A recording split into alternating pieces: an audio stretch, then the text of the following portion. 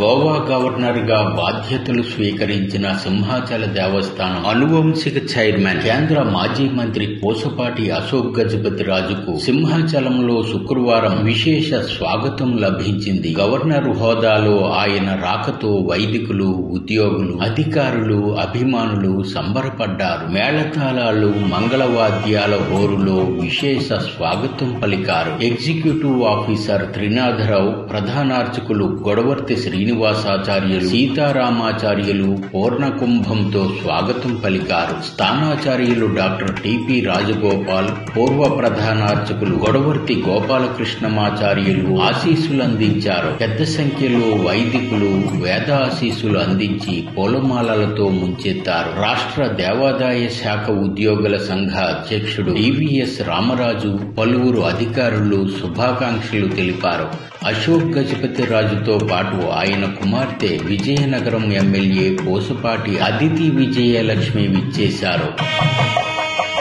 Governor Ashok Gajapati రాజు సంతోషం వెలుబుచ్చారు. శ్రీ సింహాద్రి అప్పన్న స్వామి వారికి సేవలందించే భాగ్యం పూర్వ జన్మ సుకృతమని ఆయన సంతోషం వెలుబుచ్చారు. సింహాచలంలో తనకు లభించిన అపూర్వ స్వాగతం చూస్తే అలనాటి రాష్ట్రపతి శంకర్ దయాళ్ శర్మ గవర్నర్ గా సింహాచల దేవస్థానాన్ని దర్శించుకున్న రోజులు గుర్తుకొస్తున్నాయన్నారు. పదవి తన సొంతమనుకుని అహం పెంచుకుపోతే జీవితంలో ఏమీ సాధించలేమన్నారు. అహం పెరగకుండా స్వామివారు కాపాడాలని ఆయన ఆకాంక్షించారు.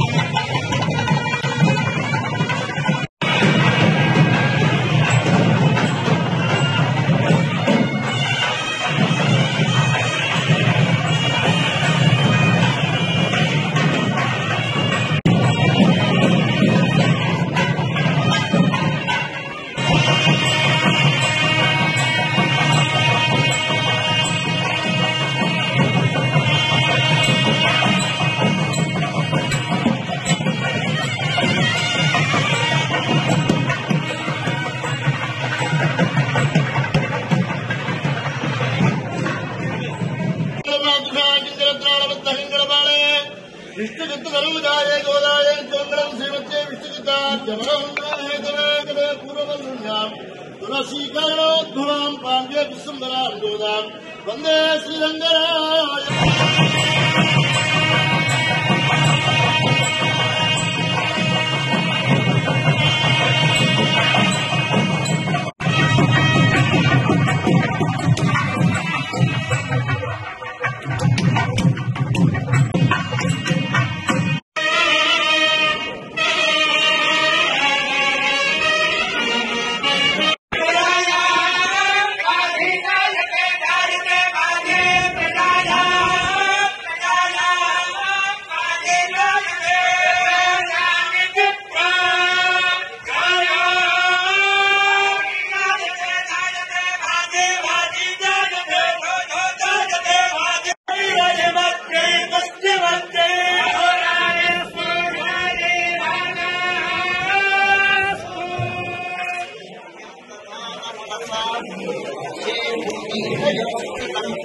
వందే వరాహకవిం శేఖరం సుప్రభూతః.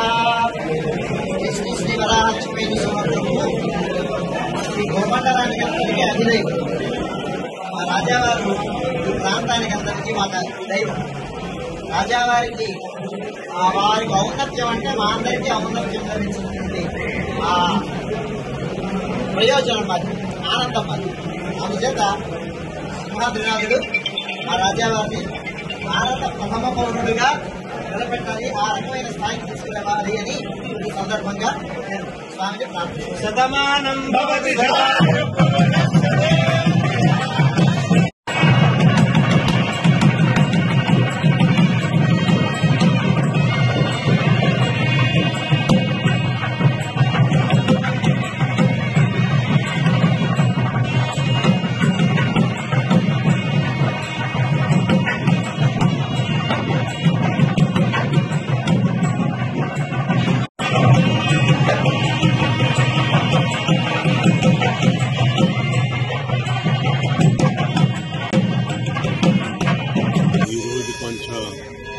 ఎక్కువ పెద్ద ఎత్తున స్వాగతం పలికారు.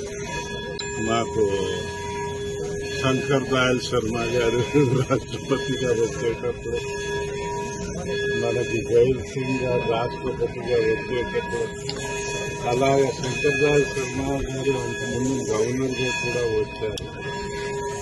ఆ రోజులు గుర్తవుతున్నాయి. మాకు అలాంటి స్వాగతం పలుకుతారని నేను ఏనాడు ఊహించలేదు.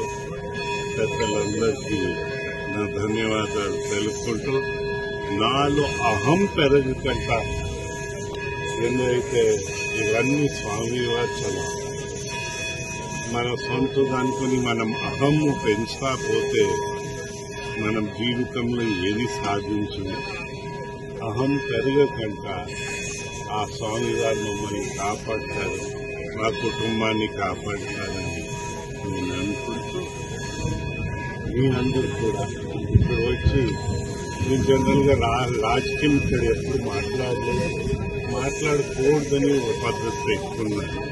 అందుకోసం ఏం రాజకీయం మాట్లాడటం లేదు. కానీ మనం అందరూ మన దేశభక్తిని కూడా ప్రదర్శించే అవకాశం స్వామి వారు కలిగించారు.